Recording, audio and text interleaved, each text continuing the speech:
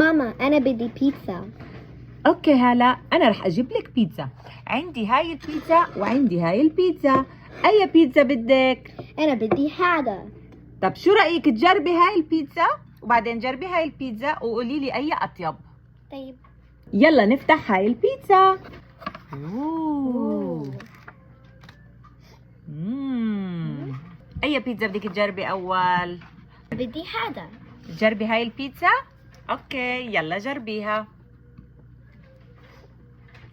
شو هلا عجبتك؟ يامي. اوكي هلا بدك تجربي هاي البيتزا. شوفوا كيف شكلها. يلا جربي البيتزا.